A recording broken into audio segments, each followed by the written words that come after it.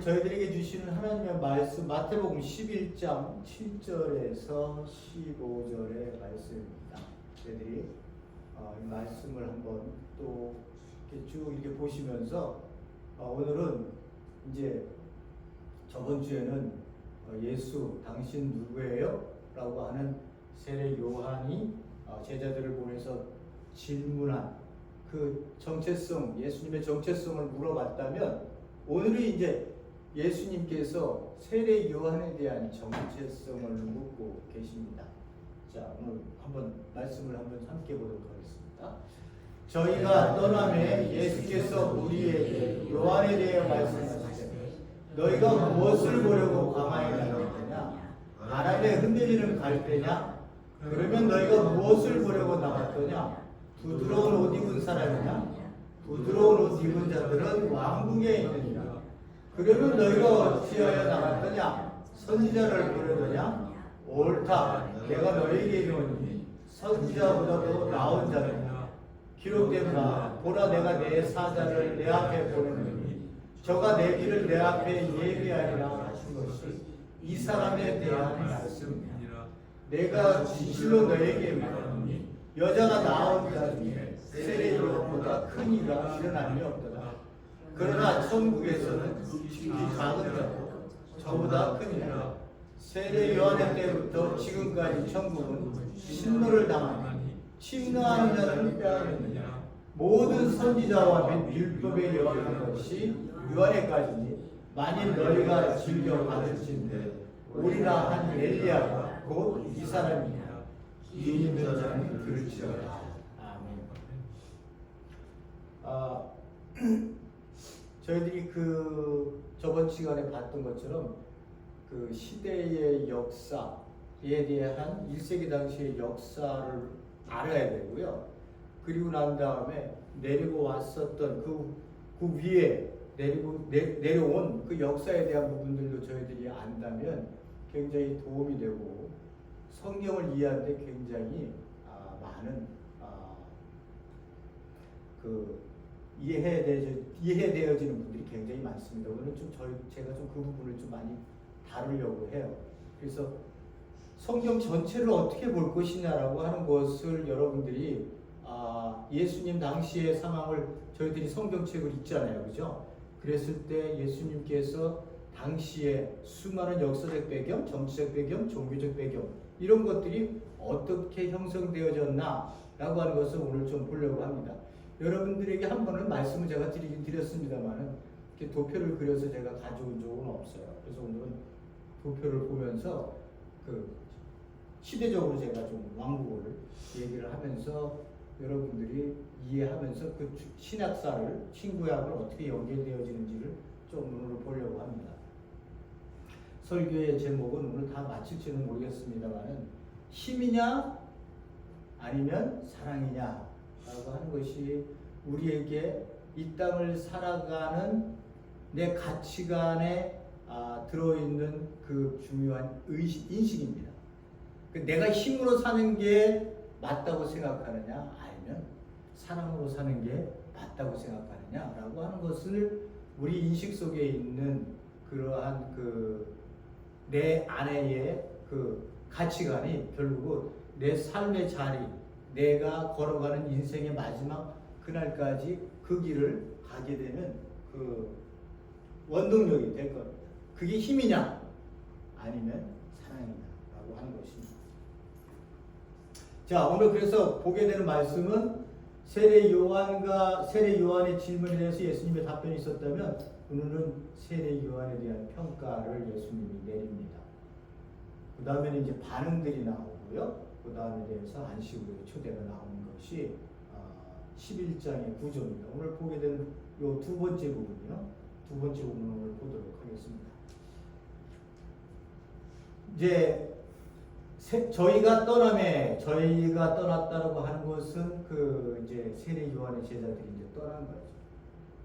예수께서 우리에게 요한에 대하여 말씀하시되라고 하는 부분으로 말씀을 꺼내고 계십니다. 세례 요한에 대한 이야기는 마태복음 14장에 가면 자세하게 어떻게 죽는 부분이 나와요.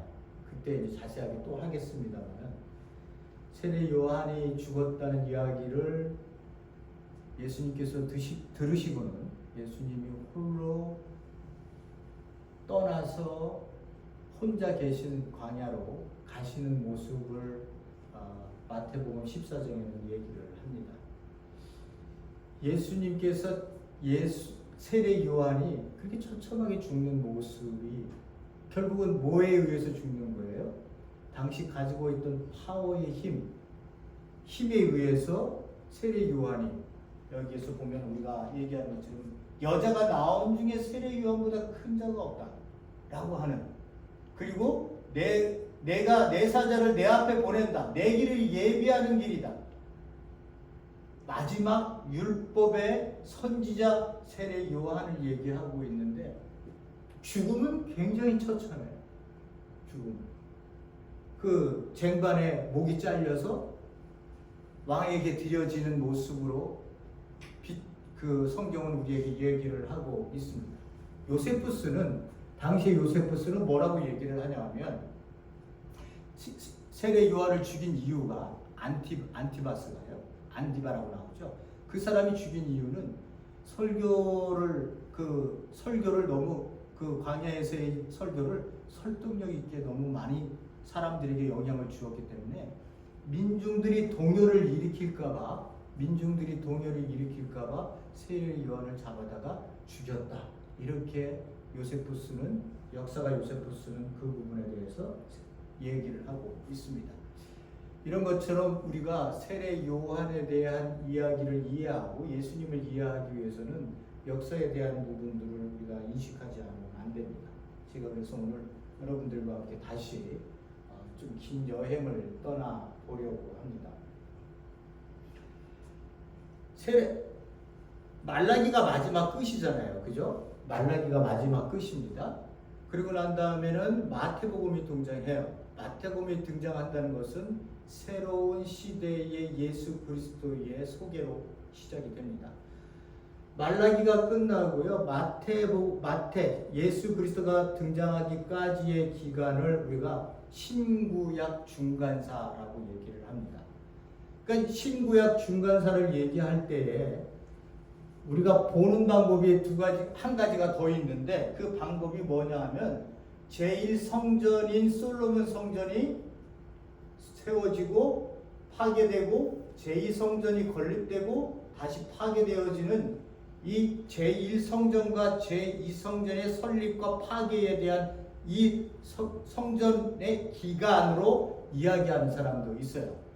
근데 저희들은 그렇게 보기보다는 그냥 역사적으로 어떻게 흘러왔는지를 보려고 합니다. 자, 보세요.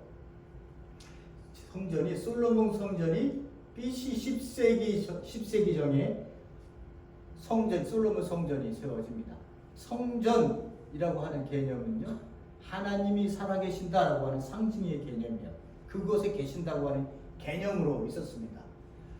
근데 북이스라엘, 북쪽 이스라엘과 남유다가 갈라지잖아요. 그죠? 솔로몬 이후에 갈라진 다음에 그 안에서 일어났던 일들을 하나님께서 선지자를 보내서 그들에게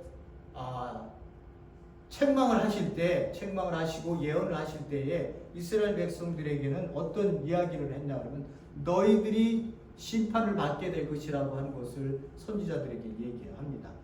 이사야, 예레미야, 에스겔, 다니엘에서 큰 대선지자들은 그 부분을 얘기를 해줘요. 그러면서 니네들이 왜 죄를 지느냐 라고 하는 부분에 대해서 얘기를 할 때 우상 숭배를 얘기를 합니다. 그러니까 그들이 우상 숭배를 했나? 성전이 있는데 매일같이 예배를 드리는데 어떻게 우상 숭배를 했지? 라고 하는 부분을 우리가 의심하지 않을 수밖에 없는데, 내용들에 들어가면 이거예요. 그들이 성전에 왔을 때는 하나님 앞에 엄청 거룩한 모습으로 다 와서 찬양하고 영광 드린다고 하나님께 예배를 드리고 제사를 드리지만, 예배와 제사가 끝난 다음에 집으로 돌아와 공동체와 함께 살아갈 때는 그 거룩함과 공동체에 대한 사랑과 하나님이 말씀하신 말씀대로의 삶을 그들이 살지 않는다는 거예요. 그거의 첫 번째 드러나는 모습이 뭐냐면 객과 고아와 과부와 이방인에 대한 기업 없는 자들을 너희들이 소홀히 여겼다. 그 가난하고 힘이 없고 먹을 것 없었던 자들, 사회적으로 약자였던 공동체에 함께 너희들과 즐거워야 될 자들이 어떻게 했다고요? 그들이 그들로부터 소외당해서 그들의 삶이 완전히 피폐해지고 삶의 모습, 인간의 모습으로 공동체 안에서 살지 못했다는 거예요. 그렇기 때문에 내가 너희들을 심판하겠다는 거예요. 심판의 원인이 다른 곳에 있잖아요. 예배를 드리면, 우리가 오늘날 예배를 드리잖아요. 예배를 드리면 교회에 와서는 굉장히 여러분 거룩한 척 하시고, 모든 교회들이 다 그러죠. 거룩한 척 하시고, 또 믿음 있는 척 하시고, 믿음 센 것처럼 생각하시고, 찬양하고 예배를 다 드리고, 여기서는 좋아요. 여기서는, 교회 안에서는 좋아요. 근데 바깥에 나가면 더 이기적이고, 더 욕심도 많고, 더 사람들 앞에서 자기 자랑을 많이 하려고 그러고, 누구의 이름으로? 하나님의 이름으로, 예수의 이름으로. 이렇게 되어지면 하나님으로부터 심판받는다. 여기 있을 때나 나갔을 때나 똑같이 하나님과 함께 하시는 이 자리뿐만 아니라 나갔어도 우리가 하나님과 함께하는 그 자리에 모든 사람들을 대하는 내 마음, 내 존재는 변함이 없어야 돼. 아직 여기서 교회에서 아주 그냥 뭐 못되게 굴다가 바깥에 나가서 못되게 굴으면 그건 세임이니까 신경 안 써도 돼요. 왜? 뭐 안 믿는 사람일 수도 있으니까. 근데 여기서는 굉장히 거룩한 척하고 장로님, 뭐 목사님, 거기까지만 할게요. 밑으로는 안 내려가고요. 뭐 성님, 장로님 맨날 이런 소리만 듣다가 바깥에 나가서 일을 하라고 일을 시켰더니 목사가 어떻게 그러니 사람들이랑 싸운 일이나 하고 막 엉망이에요. 그렇게 하면 하나님한테 심판을 받는다. 이스라엘 백성들이 뭘 그렇게 잘못했어요? 하나님 앞에 자기네들이 할 만큼 했다고 하는 거예요. 근데 하나님이 내신 이 사람들의 공동체가 깨져서 너희들 가운데 슬피 울고 아파하고 고통받는 자들이 네 안에 그렇게 많이 있음에도 불구하고 너희들이 그들을 돌보지 않아? 격리되어서 교회 와서 예배 드릴 때는, 성전에서 드릴 때는 거룩한 척 하는데 너희들이 나가서는 절대 그렇게 하지 않는다. 자기 형제 자매를 돌보지 않는다는 거예요. 그게 그들에게는 심판이 됐어요. 그래서 예수님, 하나님 뭐라고 말씀하시냐? 내가 너희 북이스라엘 남유다 내가 심판합니다. 심판을 하는데 첫 번째 무너진 북이스라엘. 아시리아가 제국이 722년에 그 북이스라엘을 멸망을 시켰는데 북이스라엘의 정책이 있어요. 자기가 점령한 지역에다가 어떻게 해요? 이스라엘 백성들을 끌고 갔죠. 그죠? 이스라엘 백성들을 끌고 갔어요. 북이스라엘인 사람들을 쓸만하다고 하는 학식이 있고 왕 자리에서 어슬렁거렸던 사람들, 그래도 인재들을 다 끌고 갔어요. 그럼 남은 사람들은 누가 있겠어요? 그거 얼마 안 되는 사람들이 있었겠죠. 그죠? 거기에 아시리아는 어떻게 했어요? 거기다가 이방 민족을 데려다가 여기다 심었어요. 그 아시리아다, 제국이다. 거기에 가장 대표적으로 우리가 알고 있는 사마리아 지역에 아시리아 제국이 이방 민족을 갖다가 여기다 심어놓고 결혼 정책으로 그들을 호남 민족을 만들어 버렸어요. 그러니까 남쪽에 있던 아직 망하지 않았던 이 남쪽의 유대 민족이 너희들 우리한테 예배도 들어오지도 말고 우리하고는 상관없어. 우리는 순수 혈통이고 니는 잡종 혈통이야. 그러니 절대 우리한테 예배 드리러 오면 안 돼. 그러니까 그 사람들이 어떻게 해요? 예배를 못 드리니까 어떻게 돼? 그리스도산에다가 예배를 성전을 진 거예요. 그리스도의 성전을 진 거예요. 그래서 우리가 요한복음에 나오잖아요. 수가성 여인이 아니 예수님한테 너 유대인인데 그게 말이 진짜 우리 한국말로 이렇게 예수님에 대해서 쓰지 못한 말들을 거기에 쓰기가 좀 그래서 그렇게 한 거지. 본 뜻은 그런 거예요. 수가상 여인이 야 유대인이 네가 왜 나한테 말을 거냐? 뭘 달라고?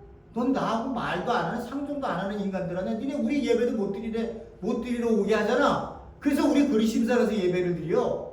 이렇게 얘기하면서 예수님에게 절대 그렇게 좋게 그렇게 얘기했던 분이 아니에요. 상황 분위기가 그래요. 그러니까 사마리아라고 하는 가지고 있는 인식이 유대인들에게는 이미 있어요. 저들은 잡종이라는 거예요. 그런데 북이스라엘만 망했어요?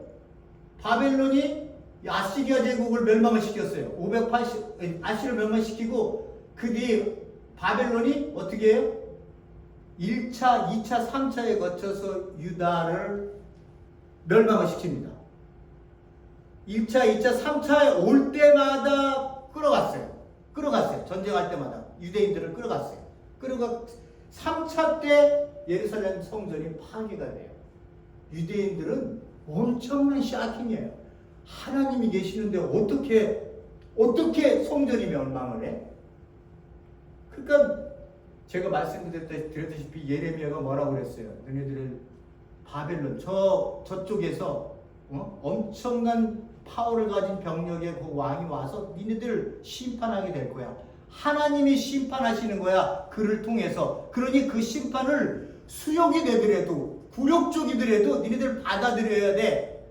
예레미야가 그렇게 얘기했더니 가짜 선지자들이 천만의 말씀 그런 일이 있을 수 없어. 하나님 같은 자들이죠. 그 거짓 선지자들이 벌떼같이 일어나서 예레미야 뺨을 때리고 목을 끌고 다녔던 거 아니에요. 그런 일은 일어나지 않는다. 70년을 얘기했더니 70년 동안 예레미야가 니네들은 70년 동안 수욕을 당할 거야. 점령지에 쫓겨나갖고 거기 가서 니네들 엄청난 고통에 하나님의 그 심판을 받게 될 거야 하고 얘기했을 때 거짓 선지자들은 대다수의 거짓 선지자들 왕궁에 있었던 거짓 선지자들은 전부 다 아니야 그럴 일 없어. 그런 사람들을 믿어주잖아요. 우리 민족적 우리나라가 어떤 나라인데 이방 나라한테 짓밟혀. 하나님이 계시는 이 성전이 계시는데 그렇게 생각을 하면서 거짓 선지자들이 벌떼같이 일어났던 거야. 그러면서 뭐라고 얘기해요? 평안하다. 우리는 평안하다. 그래 걱정할 거 없다. 그들이 온다 하더라도 하나님이 물리칠 것이고 우리가 수욕을 받는다 하더라도 3년 정도는 받을 수 있지만 다시 돌아온다. 그때 거기다가 예레미야는 무슨 소리냐? 70년 동안은 너희들은 정말 힘든 고통의 시간을 보낼 거야. 그래서 그렇게 얘기했었던 이 남유다가 586년에 바벨론이 와서는 성전을 그냥 완전히 깡그리 무너뜨린 거 아니에요? 그들에게는 샤킹이죠. 그래서 여러분 보니엠이라고 하는 그 가수들이 부르는 그 바벨론 강가에라고 하는 그 제목의 노래를 부르는 그 137장이 시편 137장에 나오는 것 같은데 우리가 바벨론 강가에 끌려가면서 거기서 잠깐 쉴 때에 우리가 그 병사들이 노래를 부르라고 했을 때 우리가 슬피 울었다 그렇게 얘기를 해요. 우리가 어떻게 선택받은 민족이 이방인 그 짐승 같은 인간들에게 하나님의 노래를 들려줬어. 슬피 울었다. 그런 얘기를 할 만큼 바벨론 제국에게 철저하게 멸망한 이후에 마지막 3차에 많은 사람들이 끌려가게 된 거죠. 그때 다니엘, 에레미야 이런 수많은 그 지도자들 이렇게 끌려가게 된 겁니다. 이렇게 망하잖아요. 성전이 파괴됐잖아요. 그 다음에 또 바벨론이 영원한 제국이 어디 있어요? 여러분들 영원한 제국은 없어요.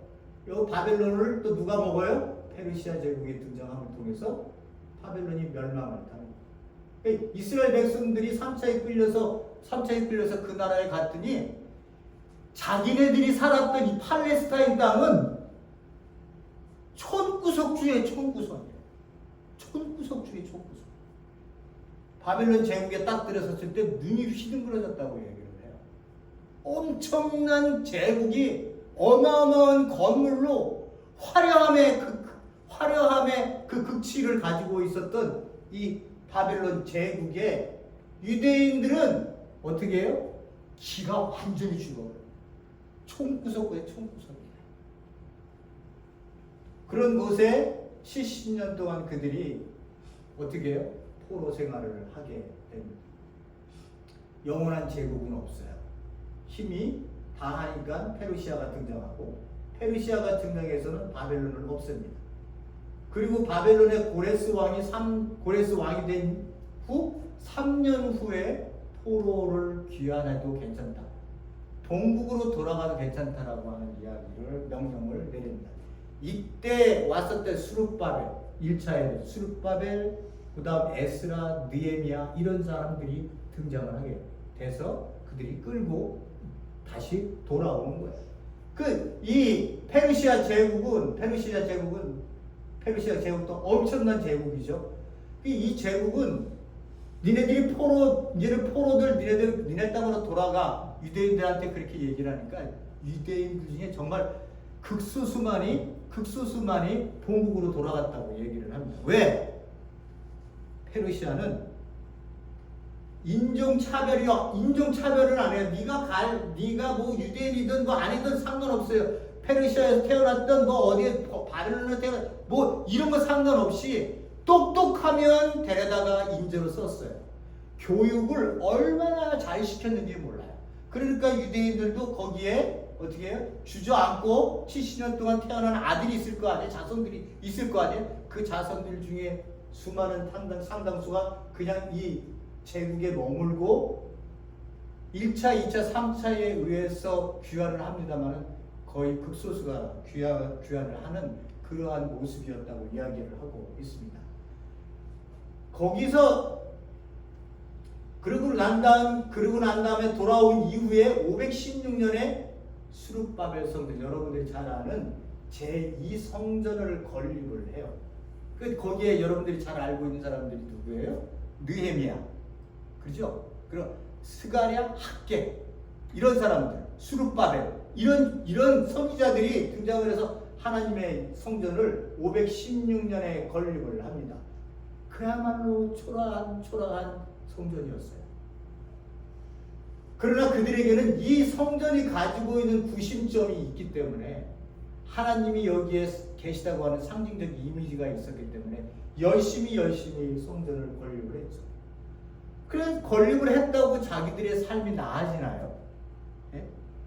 초췌하게 변하고 황폐하게 변해지어 있는 이 팔레스타인 땅 속에 그들이 성전은 졌지만 여전히 살기 힘들고 박하고 아직도 자기네들이 나라가 없기 때문에, 지도에서 나라가 없어진 거 아니에요. 나라가 없어졌기 때문에 이스라엘 백성들은 그 삶 자체가 너무나도 힘들고 고통스러웠어요. 그러니까 어떻게 해요? 권력을 달 수 있는, 이들이 3차 귀환에서 왔을 때에는요, 유다라는 땅, 그 땅에는요, 사마리아라고 하는 권력을 가진 자의 그 소속이 되어져 있는 속국이었어요. 속주였어요. 일종의. 그러니까 권력이 어디서부터 나와요? 사마리아로부터 나왔어요. 도비아라고 하는, 여러분들이 읽다 보면 그 성전 권력을 받는 데 있었던 도비아 가문. 얘네들이 권력을 잡고 이스라엘 백성들이 돌아왔는데도 그들이 권력을 행사할 수 있는 막강한 파워가 있었기 때문에 유대인들이 거기에 꼼짝을 못했어요. 그래갖고 거기에 줄을 대서 어떻게 조금이라도 살아볼까 하는 그런 일들이 생기고요.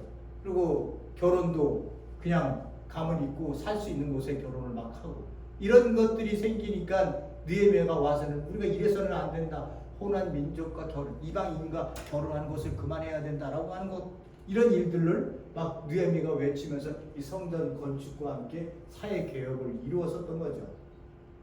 그때 당시에 이 말라기 선지자가 등장을 하는 거예요.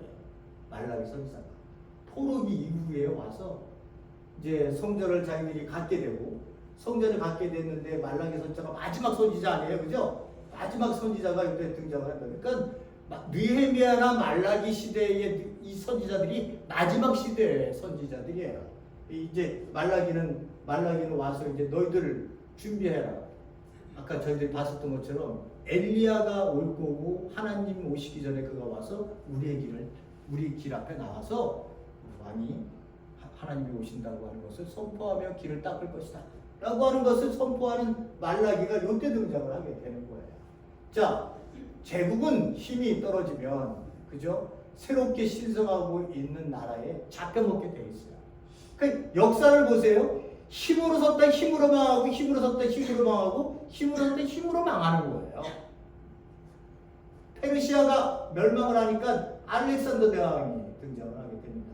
알렉산더 대왕이 알렉산더의 스승이 누군지 아세요, 여러분? 아리스토텔레스였대요. 아리스토텔레스. 그러니 알렉산더가 얼마나 교육을 잘 받았겠어요. 그 유명한 철학자한테 교육을 받았으니 20세 때 벌써 그가 왕에 올라가고 전쟁에 나가서 가는 쪽쪽마다 승리했다 하잖아요. 32살에 바벨론에서 죽습니다. 젊은 나이에 죽는 거 아니에요. 그것 때문에 이제 음모론이 많죠. 풍토병에 죽었다고는 얘기가 나옵니다만은 누군가 사살한 게 아니냐. 음독설도 얘기가 나오고요. 젊은 나이에 33살, 32살이면 젊은데 그 바벨론에 갔을 때 그가 그런 그 병에 죽었을 리가 있나? 라고 하는 것들 때문에 굉장히 이야기가 많습니다. 어쨌든 알렉산더 대왕은 요절을 해요. 그렇지만 그가 꽃피우는 그리스, 이 헬레니즘 문화가 이제는 이 온 세계에, 전 세계에 그들이 차지한 모든 땅 전부에 흐르기 시작합니다. 헬레니즘은 그리스어가 등장하기 시작한다는 거예요. 그리스어가 등장을 해서 헬레니즘 문화가 철학, 종교, 그러한 사회적 배경 모든 것들이 막 점령당한 지역들에 막 쏟아지기 시작해요.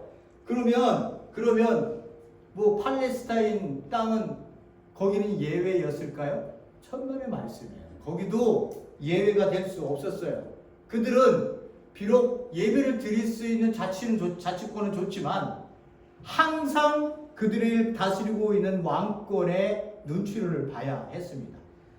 그런데 그러다가 이 알렉산더 대왕이 죽으면서 네 나라로 이렇게 쭉 갈라지는데 팔레스타인을 다스렸었던 왕이 있어요.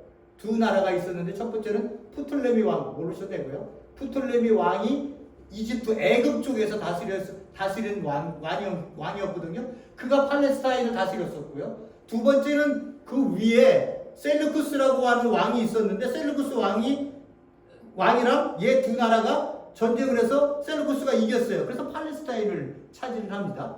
그리고 팔레스타인을 차지하고 난 다음에 안티오쿠스 4세 왕이 등장을 하는데요. 그자가 와서는 유대가 할례, 율법 지키는 거, 제사 드리는 거, 그리고 그 안식일 지키는 거 이런 것들을 폐지하기 시작합니다. 그리고선 제우스 신상을 세우고요. 거기에 돼지 머리를 갖다 돼지 혐오하는 거 아니에요. 이스라엘 백성들한테는 혐오의 동물이거든요. 부정하다고. 그대가 그 돼지를 갖다가 그 신전에 갖다 놓는 일들이 생기게 됩니다. 그래서 가증한 것이 성전에 서는 것을 보거든 이렇게 얘기하는 이유가 바로 거기 있었던 거예요.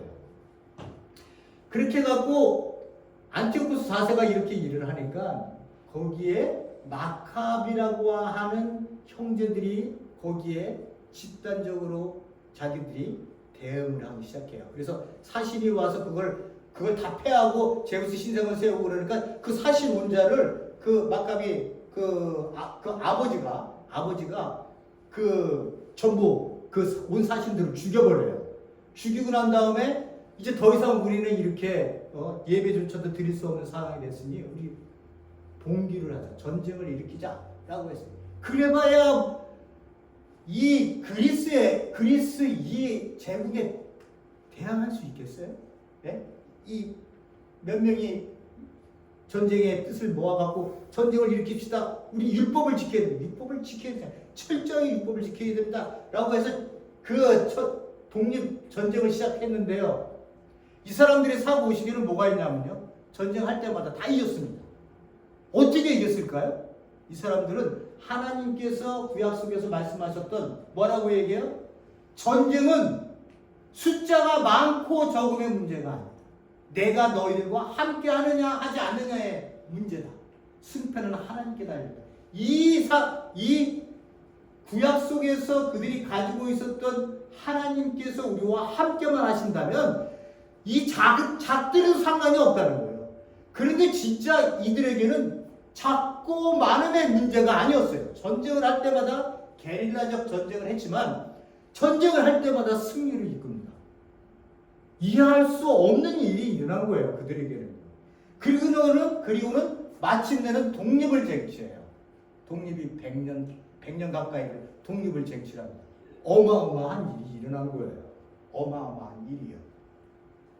그때 이 마카비 이 전쟁을 일으켰었던 아버지의 자식들, 이 자식들이 순서적으로 왕이 되는데 그 왕들을 뭐라고 그러냐면 하스몬 왕국이라고 했어요. 제가 헤로디아 얘기했을 때 헤로디아가 어디의 혈통이라고요? 요 왕국의 혈통이에요. 요 왕국의 혈통. 하스몬 왕국의 혈통. 그러니까 유대인의 혈통이니까 유대인의 혈통이라도 헤롯 안디바가 예수님 당시에 이 여자를 자기 아내로 취하는 거예요. 그래서 아내를 취해서 자기가 데리고 있는 이 아내는 유대인의 혈통이야. 그러면서 유대인을 다스리기에 좀 더 좋은 환경, 환심을 사기 위한 도구로 썼던 거예요. 제가 저번에 말씀드렸던 것처럼 여기 하스몬 왕국이 생겨요. 그 유대인들은 얼마나 좋았겠어요. 예배도 마음껏 드리고. 그런데 어떤 일이 생기냐 하면 이 왕이 들어섰는데 제사장은 항상 사독계열에서 등장하게 돼 있었거든요. 사독계열에. 그런데 그 중간에 그 안티오쿠스 4세가 있었을 때에 안티오쿠스 4세가 얘네들 독립하기 전에요. 바로 전에 그 제사장을 돈 주고 자기네들이 친한 사람을 갖다가 세워놓는 거예요. 그러니까 이스라엘 백성들이 그걸 참을 수 있겠어요? 참을 수가 없었던 거예요. 그러니까 이제 그런 것들서부터 시작해갖고 전쟁이 일어났거든요. 근데 자기네들이 독립하고 난 다음에 하스몬 왕국이 세워졌는 왕가 자기 혈통으로 세워놨으면 다시 사독계열에서 내려오는 정통적인 제사장을 세워야 되는데 지네들이 왕이 되고 나니까 이제 지가 제사장이 돼버리네. 그러니까 이게 왕이 꼬로 겸직을 하고 있는 거예요. 겸직을. 그러니까 어떻게 해요? 도저히 안 되겠네. 그렇게 생각하고 이 독립을 위해서 싸웠었던 일단의 거룩한 무리들이 있었어요. 이 사람들은 하시딤이라고 얘기하는데 이 하시딤 중에 이 거룩한 사람들이 이 모습을 보고는 일부는 이제는 여기 왕궁에 머무르지 않겠다고 생각하고 일부는 어디로 가요? 백성들에게 가요. 이 사람들이 바리새인이 되는 거예요. 그리고 이 왕가 쪽에 왕동 쪽 권력 쪽에 그대로도 남아있었던 사람들이 사두개인이 되는 거고요. 그리고 이쪽도 저쪽도 다 싫어. 우리는 아주 광야로 들어갈래. 그래서 아주 광야로 들어간 에스네파. 우리 성경에는 에스네파가 안 나타나지만 1세기 당시에는 에스네파, 사두개인, 바리새인 이 세 파가 이 유대 종교의 핵심이었어요. 그래서 이 에스네파에서 나온 사람 중에 대표적인 사람이 누구냐라고 얘기할 때 많은 신학자들이 누구를 얘기하냐면 세례 요한을 얘기해요.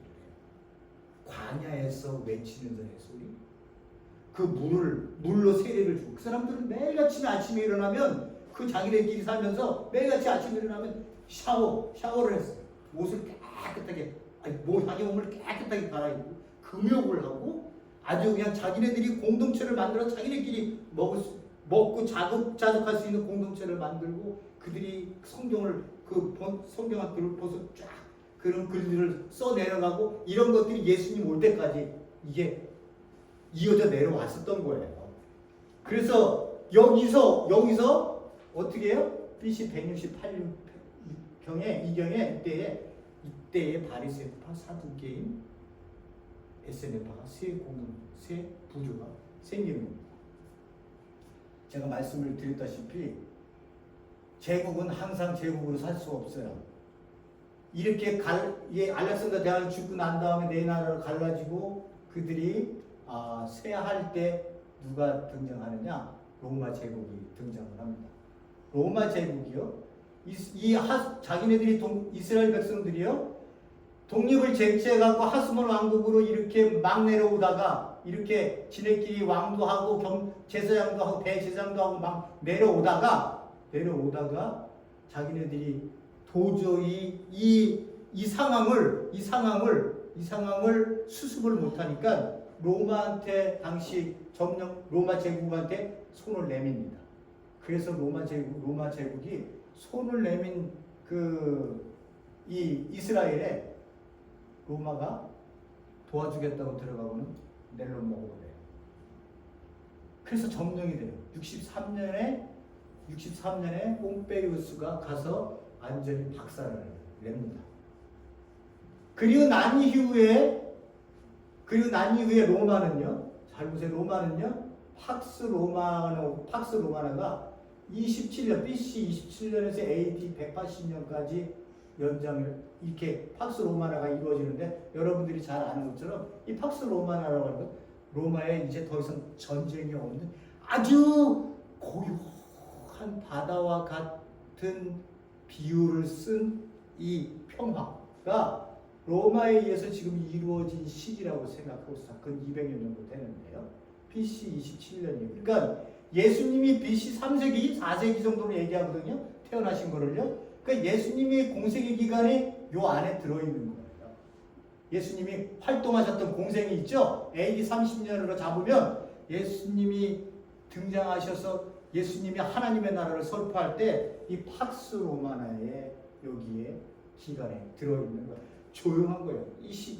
여기에 그 왕이 첫 번째 왕이 아우구스투스, 여러분들 잘 아는 옥타비아누스 이 사람이었거든요. 그 사람을 시초로 시작되어진 팍스 로마나. 더 이상의 전쟁은 그들 가운데 그 작은 소요야 일어나는 거야 괜찮지만 전 제국의 전 점령 지역이 아주 조용한 평화의 시대를 가지고 있었던 그러한 고요한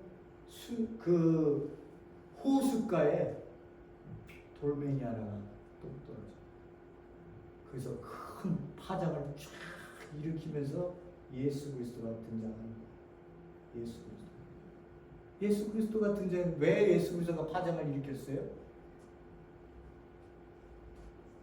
이 세상의 왕은 예수 그리스도가 이 세상의 왕이지 너희들이 보여지고 있는 그 왕이 아니다 라고 하는 그런 엄청난 인물이 지금 등장하고 있기 때문에 그 표현을 그런 식으로 하고 있는 거예요. 그러니까 세상에는 태양이 두 개가 존재할 수는 없는 거 아니에요. 하나를 죽여야 되는 거 아니에요. 그죠? 힘을 가진 자로 죽이는 거 아니에요. 힘을 가진 자로. 보세요. 여기서부터 여기까지의 보면요. 한 500년에서 600년 사이를 흘러내려와요. 586년을 마지막으로 얘기를 하면 여기까지 예수님이 올 때까지의 이야기로 500년이 훨씬 600년 가까이 들어옵니다. 근데 누가 다스려요? 세상을? 힘을 가진 자가 다스리는 거예요. 힘을 가진 자가 다스려서 힘이 세하면 또 힘이 센 자가 등장하면 또 거기에 얻어맞아서 없어지고 이스라엘은요 거기에 재물인 거예요. 그냥 나라 없는 민족으로 사는 거예요. 그냥 지도에도 없어요. 이스라엘은요 500년 이상은 지도에 없이 살았던 백성들이 이스라엘 백성이에요. 그러면서 그들이 하늘을 보면서 하나님을 원망을 하는 거예요. 하나님, 우리가 죄 때문에 심판을 받는 건 맞는데 하나님이 이사야 40장 이후로 보면 우리를 회복하시기 위해서 오신다고 말씀하시지 않았어요. 말라기에서도 하나님 그 엘리야를 보내서 엘리야가 우리 앞에 나오면 그 이후로 왕이 오셔서 우리를 해방시키고 이방 나라를 없애버리겠다고 하시고 악인들을 더 이상 우리 가운데 눈을 보지 못하게 하고 모두 없애버리고 우리가 의인이 되어서 의인으로 하나님이 우리를 받드셔서 모든 사람들이 보는 앞에서 메시아 잔치를 열어주신다고 하셨잖아요. 근데 당신 살아계신 거 맞아요? 왜 이 500년 동안 제가 또 비유를 드립니다. 우리 일제에 몇 년 동안 있었어요? 36년이에요. 이 사람들은 500년이 넘는 요 마카비 전쟁 100년만 빼놓으면 400년이 넘는 시간을 나라 없는 백성으로 살았어요. 그리고 뭘 붙잡았어요? 다시 오신다고 하는 그 하나님만을 붙들고 사는 거예요. 언제 오시는 거예요? 당신 살아는 계신 거예요? 오시면 이 땅에 우리 백성 아직도 선민의식 맞아요? 선민 백성 맞아요?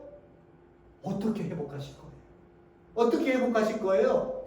메시아가 오실 건데 어떻게 회복하실 거예요? 그는 다윗의 왕으로 강력한 힘을 가진 자가 올 거라고 그들은 굳건히 믿고 하나님을 바라보면서 이야기를 해왔어요. 자손의 힘들고 짓밟을 때마다 하늘을 쳐다보면서 해왔던 이야기야.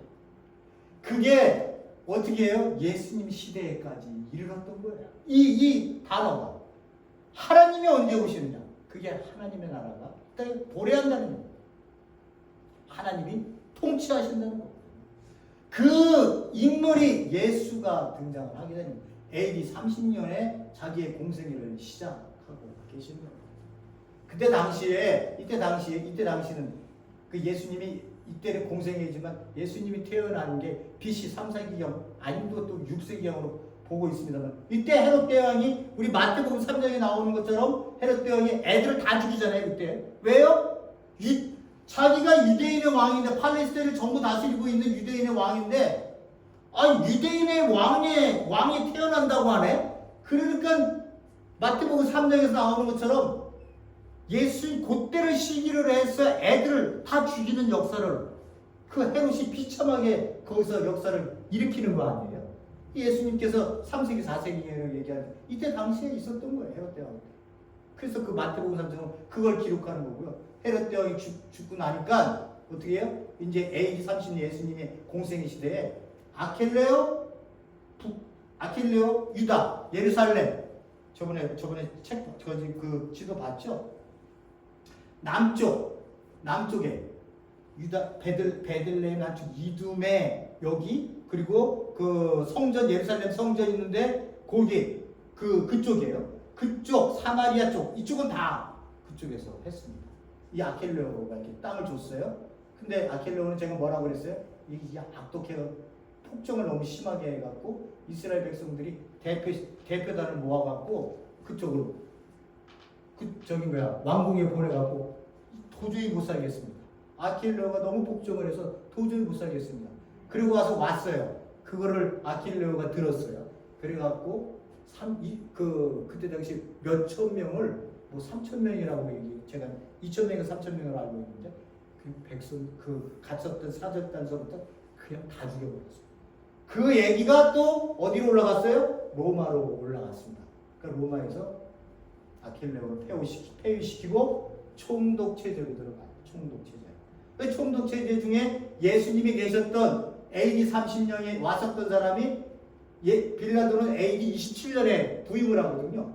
빌라도가 이때 당시하고 예수님 공생의 시간하고 역사적으로 딱 만나는 역사가 이때 이루어진 거죠. 그래서 이 아켈로에 대한 비유, 그 죽였다고 하는 비유요, 그것도 나오잖아요. 예수님이 그 비유하시면서 아들을 보냈더니만 아들을 보냈더니만 사람들 다 죽였다고. 그런 비유가 그냥 나온 비유가 아니에요. 여기서 나온 비유가 있습니다.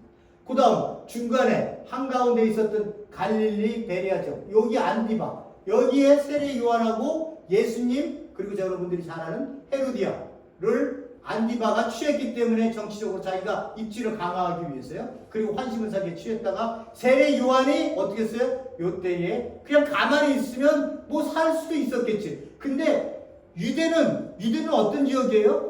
정치와 종교가 분리될 수 없는 지역이었어요. 여기 아시는 것처럼. 그러니까 세례 요한이 이러한 율법적으로도 어긋난 일이고 자기 이복 동생의 그 아내를 데리고 와서 아내를 취한다는 것도 안 되는 일이기 때문에 세례 요한이 거기서 한마디를 한 거죠. 너가 잘못됐다고. 그걸 공식적으로 얘기하니까 이 안디바의 안면이 위신이 쓰겠어요? 문제가 됐죠. 그러니까 옥에 가두었다가 헤로디아의 딸에게 어떻게 해요? 살로메 아시죠? 헤로디아의 때 살로메를 어떻게 해요? 춤추게 만들어서 뭘 원하니? 이건 헤로디아가 목을 원해요. 세례요한의 목. 그러니까 살로메에게 얘기해서 안디바가 어떻게 했어요? 목을 잘라서 쟁반이에요. 너무 저는 영국을 볼 때마다 너무 비참. 어떻게? 여기서 말라기에서 예언되어졌던 이 헤롯이 어떻게 해요? 저렇게 처참하게 죽었어요. 위에 있었던 빌립, 갈릴리 북동쪽 위에 최고의 거기에 있었던 그 빌립 왕은 누구랑 결혼하는지 아세요? 헤로디아의 딸 살로메하고 결혼을 해요. 왜 데려갔을까요? 이거 10대였대요. 10대 때인데 필립이 얘를 데려다가 결혼을 했습니다. 왜 그랬을까요? 똑같은 정치적인 상황이 이 혈통이 이 하스본 왕국 쪽에서 혈통을 받았기 때문에 유대 혈통이기 때문에 얘 데려다가 결혼을 시키는 거예요. 정치인들은요, 자기네들이 힘을 빼앗기지 않기 위해서, 지키기 위해서 백성들을 한심을 사기 위해서는 어떻게 해야 될까를 항상 전략적으로 생각했던 사람들이 이때 당시에 사람들이에요. 그리고 예수님의 공생애가 끝나고 어떻게 해요? 40년 후에 유대 전쟁이 일어납니다. 성전이 세워졌죠? 파괴됐죠. 다시 이 성전 세웠죠? 여기서 성전이 파괴됐어요. 이 성전은 초라했지만 여기 헤롯 대왕이 이 성전을 가꿀 때는 이 헤롯 대왕이 제가 말씀드렸다시피 건축광이었고, 그리고 이 사람은 백성들에게, 이 이스라엘 백성들에게 환심을 사기 위해서 그 사람들이 가장 소중하게 여기는 성전, 이거를 빛과 번쩍하게 금으로 막 위에 세우고 이 성전을 이 사람이 엄청 오랫동안 성전을 썼습니다. 그렇지만 그거는 하나님하고는 관계없는 성전을 이렇게 들어쓴 거예요. 왜? 유대 전쟁이 일어납니다. 유대 전쟁을 왜 일으켰을까요? 이 사람들도 어떻게 해요? 자꾸 폭정이 들어오니까, 남쪽에 폭정이 들어오니까, 야, 안 되겠다. 마카비 전쟁에서 얘기했던 것처럼 전쟁은 숫자가 많고 적고의 문제가 아니야. 이 사상으로 또다시 전쟁을 일으킨다. 그런데 또 이겨요. 계속 이겨서 예루살렘 그 성전을요, 예루살렘을 확보를 합니다. 그 수비되고 몸에 오는 자들을 다 죽여요. 그리고 난 다음에 60년의 전쟁이 일어난다 그러는데 7, 8, 9, 10 4년 동안 전쟁이 일어나잖아요. 아니 로마가 이 조그만 전쟁 4년 동안 끌 이유가 없었거든요. 근데 이제 로마에서 문제가 있었어요. 전쟁을 할까요? 그랬더니 당시 로마의 왕이었던 네로가 죽었어요. 그러니까 여기서는 어떻게 해요? 이 전쟁을 치러 갔던 사람이 아버지와 아들이 치러 갔었거든요. 디도, 미에는 안티파스. 이 양쪽에 치러서 양쪽 협공에서 죽이려고 끝내려고 그러는데, 전쟁을 할까요? 그러면 황제가 한 명씩 죽는 거예요, 자꾸. 그리고 여기서 가서 전령거리는 3개월이에요. 3개월에서 가서 얘기해서, 전쟁할까요? 갔더니만, 왕이 죽었어. 기다려. 그리고 기다렸다가 좀 있다가 또 왕이 죽어. 그러니까 네로 왕이 또 죽어. 이 전쟁을 할 동안요, 요 전쟁하기 전에, 자그마치 전쟁 하는 동안에 왕이 3명이나 데려온 자가 사살을 당해요. 그러니까 전쟁을 못하고 있었던 거예요. 그러니까 밑에 있었던 안티파스, 위에 있던 아들이 있었다고 그랬죠. 안티파스가 그냥 군대를 이끌고 로마로 들어가서 그냥 다쳐 죽이고, 어떻게 해요? 황제가 돼요. 거의 로마의 황제가 돼요. 그리고 위에 있었던 아들 티투스라고 그러죠. 그 사람에게 엄청난 병력을 보내서 이 예루살렘 성전을 파괴시킵니다. 나중에는 이 티투스도 어떻게 돼요? 왕이, 아버지가 돌아가고 난 다음에 아버지 이후로 자기가 왕이 됩니다. 자, 이렇게 성전이 이렇게 해서 파괴가 되는 거예요. 이런 상황 속에서 예수님이 자기의 공생애를 살아나가고 계신 거예요. 그러니까 이 팍스 로마나가 있었다는 것도 우연한 일이 아닐 수 있고요. 그리고 이러한 상황 속에서 예수님께서 자기의 생애를 역사적인 상황 속에서, 아까도 말씀드렸다시피 언제 당신이 오시는 겁니까? 언제 메시아가 오시는 겁니까?에 대한 이 메시아 사상, 메시아가 도래에 대한 팽배 사상이 예수님 당시에 엄청나게 강하게 일어났었던 시기였습니다. 그 시기 속에 전쟁이 발발하는 거예요. 예수님은 돌아가시지만 성전이 파괴되고 어떻게 돼요? 에스네파 사람들 다 죽고, 그리고 사두개인들은 해외로 다 도망가고, 그리고 바리새인들은 사바사바해서 나중에 살아남아서 다시 자기네들이 이제는 바리새인이 아닌 랍비 형태로 자기네들이 인생을 지금까지 그 랍비 형태로 자기네들이 그 전통을 유지해 오고 있는 겁니다. 여러분들이 이 오늘 제가 이렇게 말씀을 드렸던 이 모든 이 힘에 의해서 움직였을 때 이 제국 위에 예수라고 하는 게 한 자가 사랑해라, 용납하고 용서해 주어라, 안아주고 끌어주어 그들을 안아주고 그들을 끌어안고 하나님 안에서 하나님이 기뻐하시는 백성의 삶이 무엇인지를 이 땅에 보여주라고 하는 이 하나님의 나라가 여기서 등장을 해서 시대에 오늘날까지 오게 되기 때문입니다. 오늘 제가 말씀을 하나도 못 읽었죠? 이것을 오늘 저희 말씀을 이제 끝내치고요. 다음 주에 이제 저희들이 그 본문의 말씀을 들어가겠습니다. 힘에 의한 제국은요, 힘으로 망할 수밖에 없어요. 미국이 지금 아무리 힘이 세다고 이렇게 하지만 미국이 100년 후에 200년 후에 쪼그라들지 그건 아무도 모르는 거예요. 어느 나라가 대한민국이 강국으로 들어설지, 중국이 강국으로 들어설지, 아니면 아프리카에서 강국으로 들어설지 그건 아무도 모르는 거예요. 그렇기 때문에 여러분들이 여러분들이 힘을 의지해 사는 그런 민족이 되는, 힘을 의지해서 사는 그런 어리석은 삶의 신앙의 방식은 철저하게 우리 교회에서는 배제되어야 된다라고 하는 것을 제가 말씀을 드립니다. 고맙고 감사하신 하나님 아버지, 오늘도 우리는 이 세상의 역사를 보면서 예수 그리스도가 이 땅에 등장하게 되는 이 힘의 원리 위에 힘이 없어 보이는 그 사랑을 우리에게 선포하시면서 하나님을 사랑하고 내 이웃을 내 몸같이 사랑하라고 하는 이 엄청난 이 혁명과 같은 이 사랑, 이 말씀을 우리에게 주시면서 우리에게 살 것을 요구하고 있습니다. 하나님, 우리를 오늘 본문의 말씀을 통해서 우리의 기억 속에 이 역사가 이렇게 흘러져 내려오고 있다고 하는 것을 잘 우리 마음속에 담고 있다가 다음 주에는 말씀을 통해서 또다시 세례 요한에 대한 그 예수님의 평가와 또 역사적 사고를 또 볼 수 있기를 간절히 소원하며 예수님의 이름으로 기도했습니다. 아멘.